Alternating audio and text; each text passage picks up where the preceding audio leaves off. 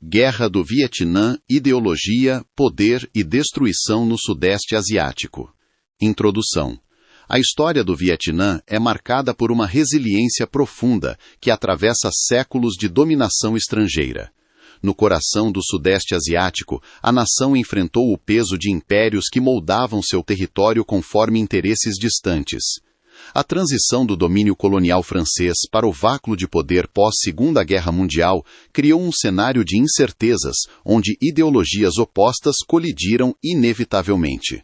O solo vietnamita tornou-se o palco de um drama humano sem precedentes, onde camponeses e soldados viram-se presos em uma engrenagem geopolítica maior do que suas próprias fronteiras.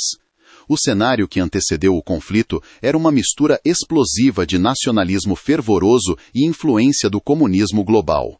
Enquanto o mundo se reorganizava após 1945, o Vietnã buscava sua identidade longe do colonialismo europeu. A promessa de liberdade contrastava com a realidade das potências, que viam na região um ponto estratégico de contenção ideológica. Essa dualidade transformou vilarejos e florestas em campos de disputa, onde o futuro do país era decidido por forças que ignoravam a cultura local, preparando o terreno para uma das eras mais sangrentas do século XX. A complexidade desse período reside na forma como questões de reforma agrária e soberania se entrelaçaram com a paranoia da Guerra Fria entre Washington e Moscou. O que começou como resistência anticolonial transformou-se em símbolo de resistência ideológica, atraindo os recursos das maiores máquinas militares do planeta. As lideranças emergentes carregavam visões irreconciliáveis, forçando a população civil a escolher lados em uma guerra que fragmentaria famílias e tradições. A complexidade desse período reside na forma como questões de reforma agrária e soberania se entrelaçaram com a paranoia da Guerra Fria entre Washington e Moscou. O que começou como resistência anticolonial transformou-se em símbolo de resistência ideológica, atraindo os recursos das maiores máquinas militares do planeta. As lideranças emergentes carregavam visões irreconciliáveis, forçando a população civil a escolher lados em uma guerra que fragmentaria famílias e tradições. O sentimento de urgência dominava os discursos, enquanto a diplomacia internacional falhava em encontrar saídas além da força bruta. As selvas densas e o clima tropical não eram apenas obstáculos, mas personagens que moldariam a natureza brutal dos confrontos. Para estrangeiros, o ambiente era hostil e impenetrável. Para os locais, a terra representava a sobrevivência e a base de uma tática que priorizava a paciência sobre a força imediata. Esse contraste de perspectivas foi fundamental para definir o ritmo exaustivo de um embate que desafiaria as lógicas militares convencionais. A preparação para o combate envolvia um entendimento profundo da psique de um povo disposto a tudo. A análise deste prelúdio exige um olhar sobre as promessas não cumpridas de uma geração que sonhava com a paz. O Vietnã não era apenas um tabuleiro para as superpotências, mas um organismo vivo pulsando por autodeterminação. O entendimento de como escaramuças rurais se tornaram uma conflagração internacional é essencial para compreender a magnitude do sacrifício humano. Cada decisão tomada em gabinetes a milhares de quilômetros tinha um impacto devastador sobre milhões de vietnamitas, enquanto a sombra da guerra se alongava sobre os campos de arroz. Ao observar as memórias desse tempo, percebe-se que a introdução ao conflito é uma narrativa de perdas constantes, antes mesmo do primeiro tiro. A dignidade humana foi testada em cada negociação fracassada e em cada repressão violenta. O surgimento de figuras icônicas deu um rosto humano a uma luta que, na essência, era sobre a alma de uma nação. O Vietnã tornou-se o epicentro de uma lição dolorosa sobre os limites do poder militar e a força da vontade popular, ponto de partida para entender como o mundo mudou através desse conflito. A compreensão deste capítulo inicial permite perceber as nuances entre uma disputa territorial e uma luta existencial. O Vietnã carregava marcas de invasões anteriores, mas nada o preparava para a escala de destruição tecnológica gestada nos laboratórios do Ocidente e Oriente. A mística da resistência vietnamita construiu-se no silêncio das aldeias, onde propaganda e realidade se chocavam. Com o destino selado por acordos internacionais que ignoravam as vozes de Saigon ou Hanoi, o país mergulhou em uma espiral de violência que redefiniria os conceitos modernos de vitória e derrota. Capítulo 1. As raízes do conflito e a herança colonial francesa.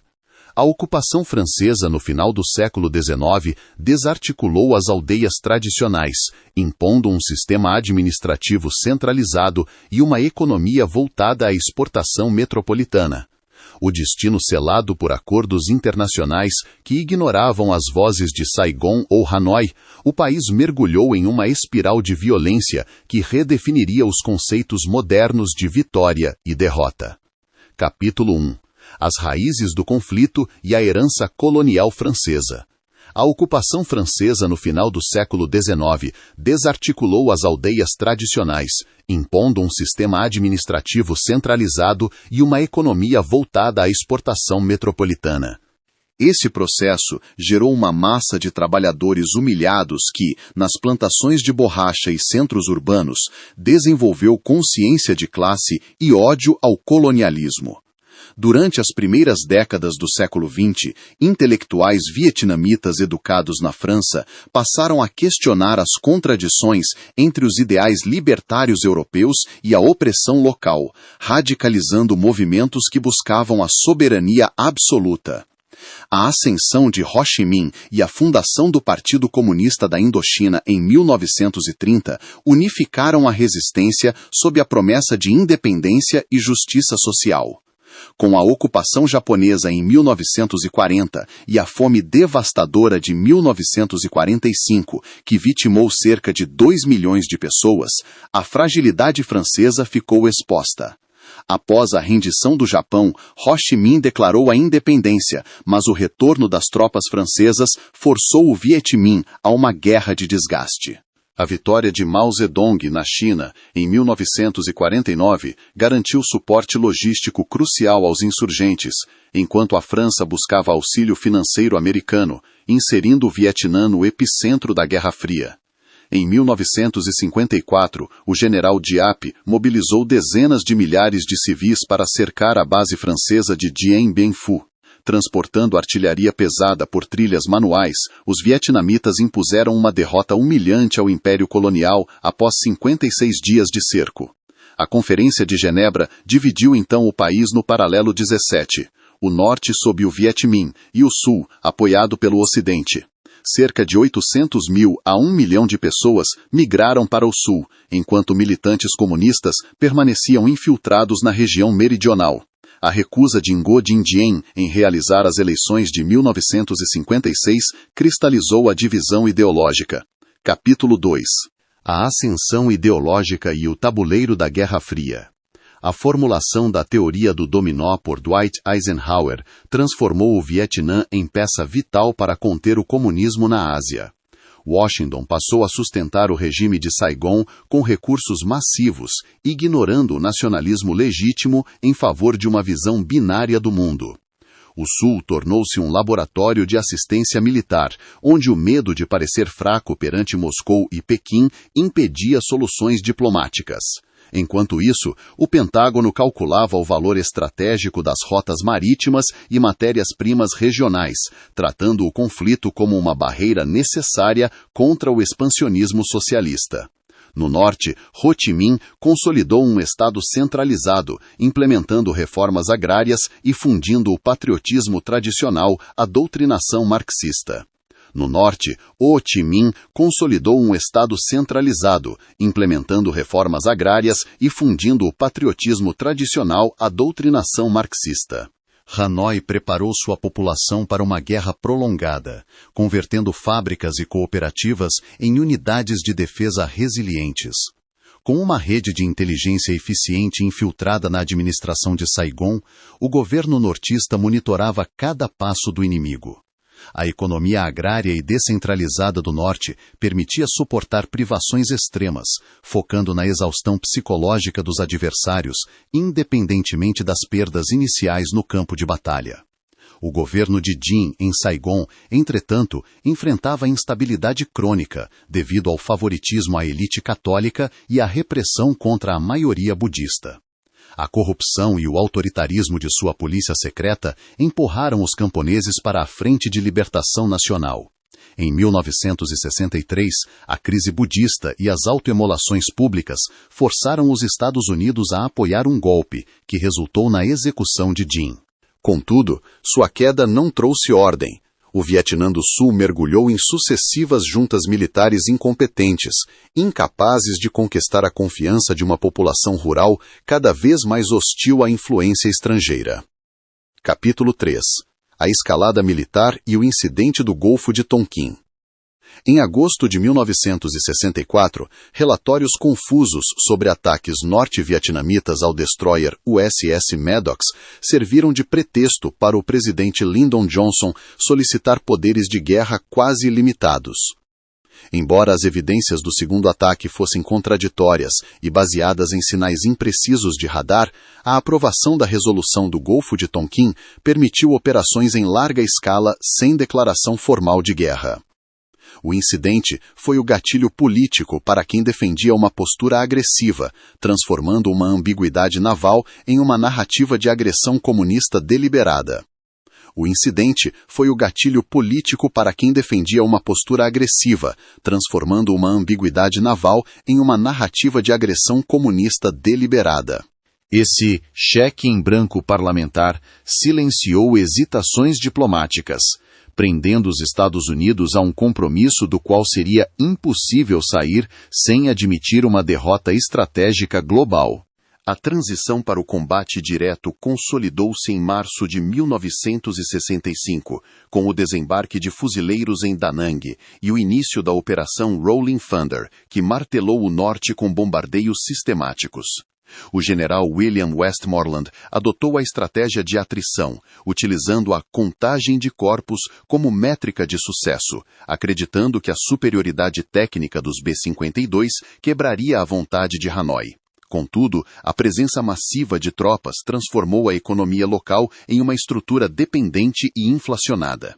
As missões de busca e destruição, executadas por jovens recrutas que pouco entendiam da cultura local, frequentemente alienavam civis e transformavam zonas rurais em campos de destruição total, fortalecendo a retórica da resistência contra o invasor estrangeiro. Os combatentes da Frente de Libertação Nacional, os Vietcongs, responderam com uma estratégia de invisibilidade. Dominando o terreno, escolhiam o momento dos ataques e desapareciam na vegetação antes da resposta da artilharia pesada. Mais do que militar, a guerra era vencida no nível social. Enquanto os americanos retornavam às bases ao cair da noite, quadros comunistas permaneciam nas aldeias, garantindo apoio logístico e político. Munidos de armamento leve e uma motivação inabalável, os guerrilheiros aceitavam níveis de baixas inaceitáveis para democracias ocidentais. Para o norte, o conflito era uma luta milenar pela sobrevivência. Para o soldado americano, era uma contagem regressiva de meses para o fim de seu serviço em um inferno verde. Capítulo 4. O Inferno Verde e os desafios do combate na selva. Para sobreviver ao poder de fogo aéreo, os estrategistas do norte mergulharam sob a terra, escavando centenas de quilômetros de túneis manuais, como os de Cuti. Essas cidades subterrâneas abrigavam de hospitais a centros de comando, protegidas por armadilhas que desafiavam os sensores mais modernos. Paralelamente, a trilha Ho Chi Minh cruzava o Laos e o Camboja para abastecer o sul. Milhares de carregadores utilizavam bicicletas modificadas e a força bruta para transportar toneladas de suprimentos sob bombardeio constante. Esse esforço humano incessante garantia que a munição chegasse às frentes de batalha, tornando o terreno um aliado estratégico que anulava a vantagem tecnológica ocidental e mantinha a iniciativa nas mãos de Hanoi. Frustrados pela invisibilidade do inimigo, os comandantes americanos recorreram à alteração do ecossistema via guerra química. O agente laranja foi pulverizado sobre milhões de hectares para expor esconderijos e destruir colheitas, deixando um rastro de contaminação e malformações congênitas que afetaria gerações. O uso do napalm, símbolo visual do terror, consumia o oxigênio e derretia a pele de combatentes e civis, minando a justificativa moral da intervenção. Essas armas químicas revelaram-se uma faca de dois gumes. Enquanto buscavam ganhos táticos imediatos, alienavam profundamente a população local e geravam condenação internacional, deixando cicatrizes permanentes tanto na terra quanto no DNA dos sobreviventes. No solo, a pressão psicológica era constante devido às armadilhas artesanais, como as estacas ponge banhadas em detritos orgânicos para causar infecções. O medo de um inimigo invisível drenava a moral das tropas, criando uma paranoia que frequentemente resultava no uso de drogas e em incidentes de violência contra civis. Pequenas unidades de guerrilha detinham companhias inteiras apenas com a ameaça de minas caseiras ou fios de nylon presos a granadas, reduzindo o avanço americano a poucos metros por hora. A selva deixava de ser cenário para se tornar uma arma ativa de desgaste, destruindo a confiança na superioridade técnica e provando que a guerra não seria decidida por grandes ideias, mas pelo próximo passo dado no desconhecido. Capítulo 5. O ponto de virada na ofensiva do Tet. Em 1968, durante o Ano Novo Lunar, o Norte e os guerrilheiros do Sul lançaram uma operação coordenada contra centenas de cidades. Quebrando a trégua do feriado, dezenas de milhares de combatentes atacaram centros urbanos antes considerados seguros. Embora as forças comunistas tenham sofrido perdas táticas massivas e não tenham mantido o controle das cidades, o impacto político foi devastador. A invasão da embaixada americana em Saigão, transmitida em tempo real, desmentiu as garantias oficiais de que o inimigo estava exausto. O Tet revelou que a insurgência permanecia capaz de golpear o coração do poder, transformando a guerra em um impasse sangrento impossível de ignorar. A Batalha por Hue foi a mais sangrenta, com combates de rua que reduziram a arquitetura histórica a escombros.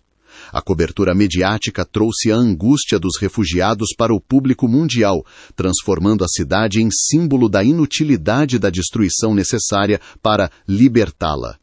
Após a retirada do norte, a descoberta de execuções sumárias de civis revelou a face implacável da guerra civil.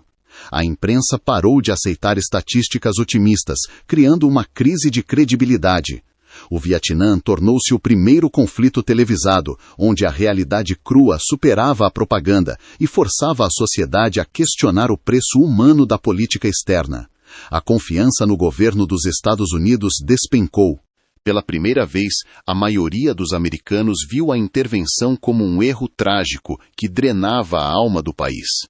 Protestos em massa em Paris, Londres e Berlim isolaram diplomaticamente Washington.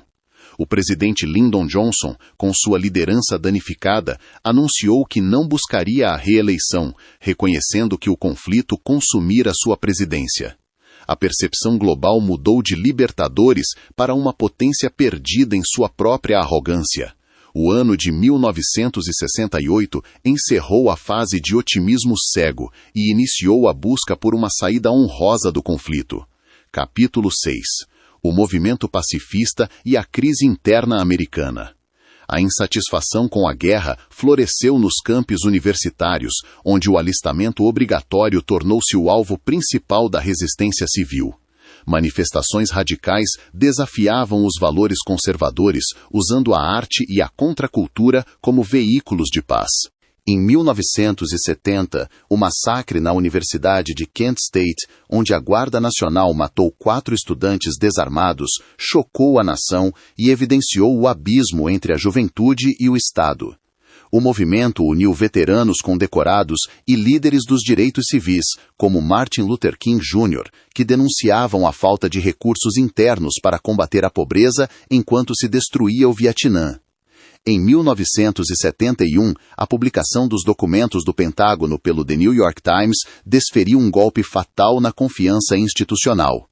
O vazamento revelou que sucessivas administrações mentiram ao Congresso, sabendo, muito antes do Tet, que a vitória era improvável. Batalhas jurídicas na Suprema Corte garantiram a liberdade de imprensa, expondo um processo de decisão baseado na arrogância e no engano. Para o cidadão, ficou claro que os sacrifícios exigidos das famílias eram manipulações para manter aparências diplomáticas. O escândalo corroeu a credibilidade presidencial e tornou a retirada do Vietnã uma necessidade política urgente. Pressionado pela desobediência militar e pela fuga de jovens para o Canadá, o governo Nixon aboliu o alistamento obrigatório em 1973, migrando para uma força profissional de voluntários. Essa mudança visava isolar os militares das pressões da opinião pública e reduzir os protestos da classe média. Embora tenha trazido alívio imediato às famílias, a medida não curou as cicatrizes dos veteranos, que retornavam hostilizados por uma sociedade que neles via o fracasso de uma política. O fim do recrutamento foi o reconhecimento de que o modelo de guerra total era incompatível com uma democracia moderna em crise de legitimidade. Capítulo 7. A saída das tropas e a vietnamização do conflito. Ao assumir em 1969, Richard Nixon implementou a vietnamização, plano para transferir a responsabilidade do combate ao exército do Vietnã do Sul. O objetivo era reduzir baixas americanas e acalmar a opinião pública interna, fortalecendo Saigon com armas modernas e suporte financeiro. Contudo, essa retirada terrestre foi acompanhada por uma escalada aérea secreta no Camboja e no Laos para destruir refúgios inimigos. A transição mostrou-se frágil. A corrupção e a falta de liderança no exército sulista revelaram que a tecnologia não preenchia o vácuo deixado pela infantaria americana. A vietnamização era, em última análise, um exercício de gestão de perdas, onde a sobrevivência do Sul dependia da exaustão do Norte. Em 1973, os Acordos de Paz de Paris estabeleceram um cessar-fogo e a retirada total dos EUA. Embora garantissem a autodeterminação do Sul, permitiam que tropas do Norte permanecessem em áreas ocupadas, criando uma situação insustentável. Para os americanos, os acordos foram a porta de saída de uma intervenção de 10 anos. Para o governo de Saigon, soaram como traição. Com a saída do último soldado estrangeiro, a economia do Sul colapsou e o Norte reorganizou-se para a ofensiva final. A diplomacia de Nixon e Kissinger priorizou salvar a imagem da superpotência, deixando Saigon isolada e com recursos escassos para enfrentar uma máquina de guerra desenhada nos moldes ocidentais. A partir de 1974, o Congresso americano cortou drasticamente o apoio financeiro, e o escândalo de Watergate enfraqueceu a capacidade do executivo de cumprir promessas de defesa. Sem munição e peças de reposição, o moral sul-vietnamita desmoronou. O abandono gradual foi material e psicológico, sinalizando que o destino de Saigon não era mais prioridade. O colapso iminente manifestava-se em retiradas desordenadas, onde armamentos pesados eram abandonados intactos para o inimigo. A intervenção americana encerrava-se com a erosão lenta de uma estrutura que jamais se sustentou sem apoio externo, preparando o cenário para o ato final da Guerra Civil. Capítulo 8. A queda de Saigon e as cicatrizes de uma nação. No início de 1975, uma ofensiva massiva do Norte desarticulou as defesas do Sul com uma rapidez que surpreendeu até Hanoi. Divisões inteiras de Saigon abandonaram posições, criando a Coluna das Lágrimas, milhares de refugiados e soldados sob fogo de artilharia. Em abril, o pânico tomou a capital. A Operação Vento Frequente evacuou pessoal diplomático e colaboradores vietnamitas em helicópteros nos telhados de prédios, imagens que imortalizaram o fracasso americano. Em 30 de abril de 1975, tanques norte-vietnamitas derrubaram os portões do Palácio Presidencial, encerrando décadas de intervenção estrangeira e a soberania de Saigon, enquanto multidões desesperadas tentavam, em vão, escalar os muros da Embaixada do EUA. A vitória resultou na criação da República Socialista do Vietnã, com Saigon renomeada como cidade de Ho Chi Minh. O novo governo impôs um sistema de partido único e economia centralizada, enfrentando o desafio de integrar duas sociedades opostas em um território devastado por bombas e agentes químicos. Políticas de reeducação enviaram milhares para campos de trabalho forçado, gerando um êxodo massivo, conhecido como Boat People, refugiados que lançavam-se ao mar para escapar da repressão. A coletivização forçada causou estagnação profunda e o país permaneceu isolado por embargos até as reformas do Doi Moi, no final dos anos 80, que abriram o Vietnã ao mercado global. O legado do conflito persiste em ambos os lados do oceano. Nos Estados Unidos, a Síndrome do Vietnã gerou desconfiança em intervenções militares e debate sobre o sofrimento dos veteranos expostos ao agente laranja. No Vietnã, milhares ainda morrem por munições não detonadas. A normalização diplomática na década de 90 permitiu a reconciliação e a cooperação econômica entre antigos inimigos. Hoje, o país emerge como uma nação vibrante, transformando o trauma em base para o crescimento. O Vietnã do século XXI é o resultado de uma luta dolorosa que deixou um aviso eterno sobre os custos invisíveis da intolerância ideológica e da arrogância geopolítica.